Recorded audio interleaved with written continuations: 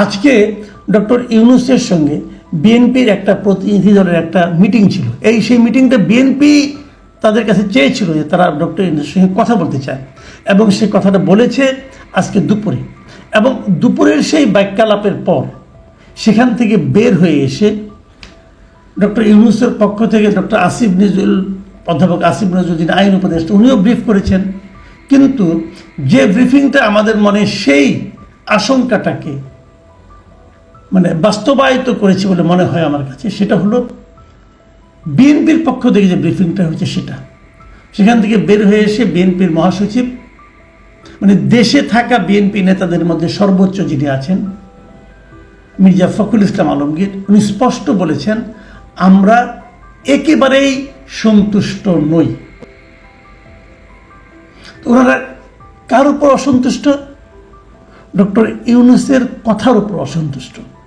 ওনারা ডক্টর ইউনূসের কাছে অনেকগুলি পয়েন্ট নিয়ে গিয়েছিলেন, তবে সবচেয়ে বড় পয়েন্ট ছিল নির্বাচন কবে হবে। এবং ওনারা বলার চেষ্টা করেছিলেন যে এই নির্বাচনটা ডিসেম্বরে হওয়া উচিত। ওনারা একথাই বলার চেষ্টা করেছিলেন নির্বাচন ডিসেম্বরে না হলে দেশে একটা অস্থিতিশীল পরিস্থিতি তৈরি হতে পারে। ওনারা এই যেগুলো আগেও বলেছেন, এর আগেও আমি দেখেছি প্রায় 2 সপ্তাহ আগে রয়টার্সের কাছে দেওয়া এক ইন্টারভিউয়ে বিএনপির শীর্ষস্থানীয় নেতা ডক্টর মঈন খান ওই একই কথা বলেছিলেন যে ডিসেম্বরের মধ্যে নির্বাচন না হলে দেশে একটা অস্থিরতা, একটা অস্থিতিশীলতা তৈরি হতে পারে।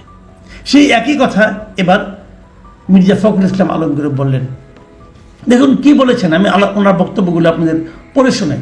ডক্টর মির্জা ফখরুল ইসলাম আলমগীর বলেছেন, ওনার কথা হুবহু বলছে এই কারণে দু একটা শব্দ এদিক সেদিক হলে হয়তো অর্থ অন্যরকম হয়ে যেতে পারে। উনি বলেছেন আমরা একেবারেই সন্তুষ্ট নই।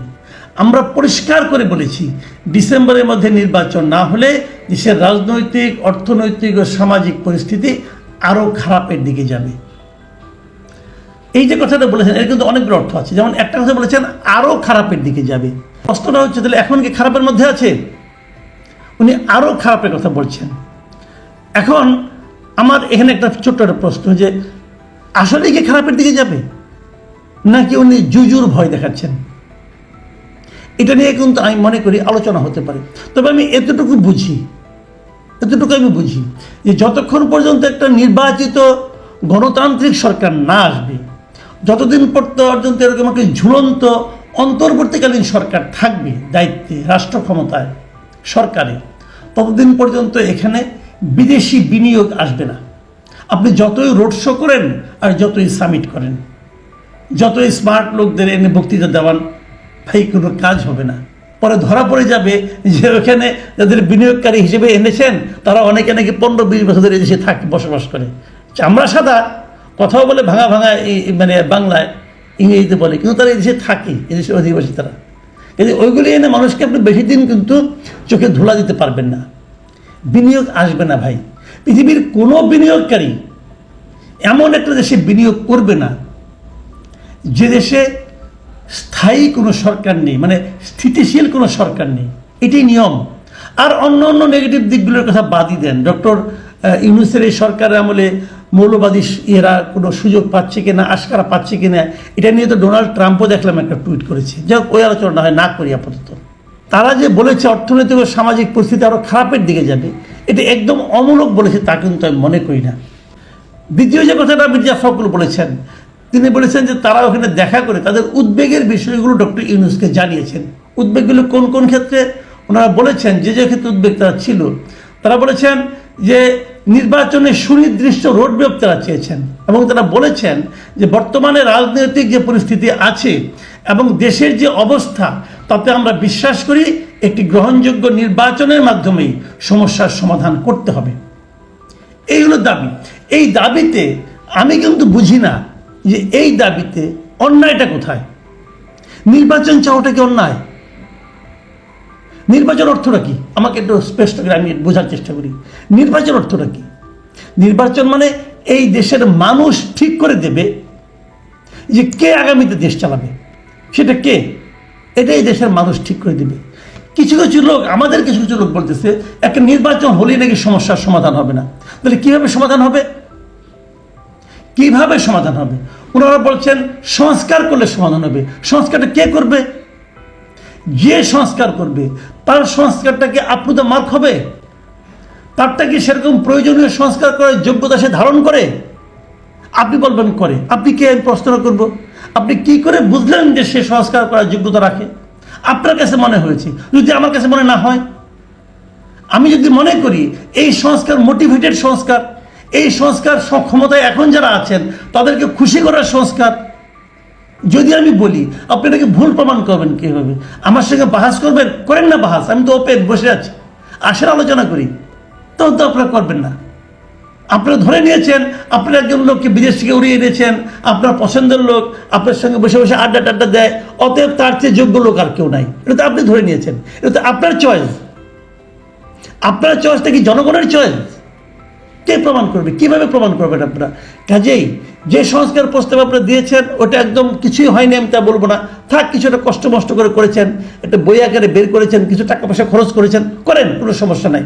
কিন্তু এই সংস্কারটা আদৌ আমাদের জন্য গ্রহণযোগ্য হবে কি হবে না, এটা নির্বাচনের ম্যান্ডেট হিসেবে থাকুক, জনগণ ঠিক করুক। যারা নির্বাচিত হবেন তারা যার যার ম্যান্ডেট নিয়ে যাবেন। আপনারাও আসেন ম্যান্ডেট নিয়ে, বলেন আমরা নির্বাচিত হলে আমরা এই সংস্কারগুলো বাস্তবায়ন করব। বিএনপি বলবে আমরা নির্বাচিত হলে আমরা 31 দফা বাস্তবায়ন করব।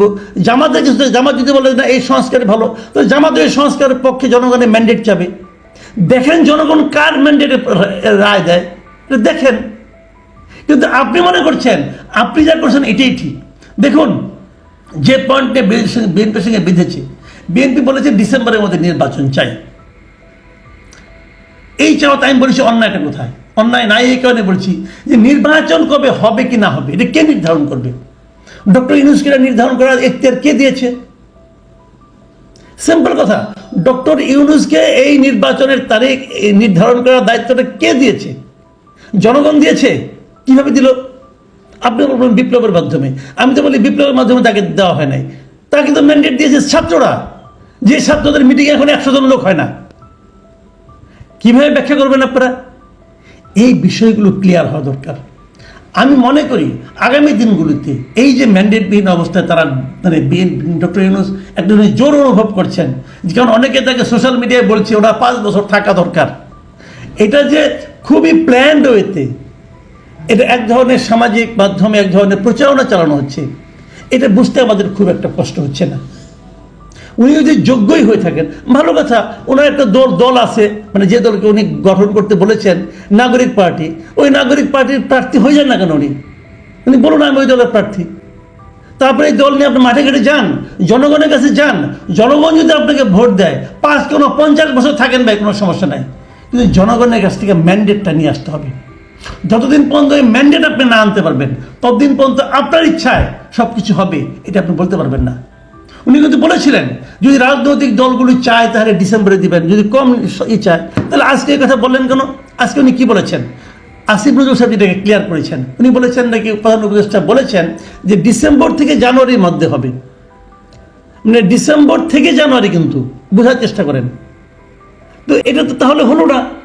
তাহলে ওই যে ছোট প্যাকেজ বড় প্যাকেজে যে অঙ্গীকার উনি করেছিলেন ওই অঙ্গীকার কোথায় গেল? এখন যদি বিএনপির মতো দল বলে আমরা বেশি প্যাকেজ চাই না, আমরা বেশি সংস্কার চাই না, আমরা কম সংস্কার চাই, তাহলে তো ওনার ডিসেম্বরে এই নির্বাচনটা করা উচিত। তাহলে বিএনপির সঙ্গে যদি আপনি সরাসরি বিরোধে আসেন, আমি মনে করি ডক্টর ইউনূসের সবচেয়ে বড় ভুল হবে এটা যে বিএনপির মতো রাজনৈতিক দলের সঙ্গে বিরোধে জড়িয়ে পড়া। মাথায় রাখতে হবে, এখন যদি বিএনপি আপনার বিরুদ্ধে আন্দোলন শুরু করে যে আমরা ডিসেম্বরে নির্বাচন চাই, সে আন্দোলনের চাপ আপনি সহ্য করতে পারবেন? আপনি ধারণ করতে পারবেন? সরি ডক্টর ইউনূস, আপনি পারবেন না। বিএনপি এমন একটা দল যার নাকি ওয়ার্ড পর্যায়ে পর্যন্ত, ইউনিয়ন পর্যায়ে পর্যন্ত তার নাকি সংগঠন আছে। আমি বলছি না এটাই ঠিক, কিন্তু আমি এটা বলছি যে বিরোধে জড়ানো কোনো মানে হয় না। আপনার উচিত বিএনপির সঙ্গে আন্ডারস্ট্যান্ডিংয়ে আসা। বিএনপি যা চেয়েছে অন্যায় কিছু চায়নি, একটা রোড ম্যাপ চেয়েছে নির্বাচনের, অন্যায়টা কোথায়? এটা দেওয়া উচিত।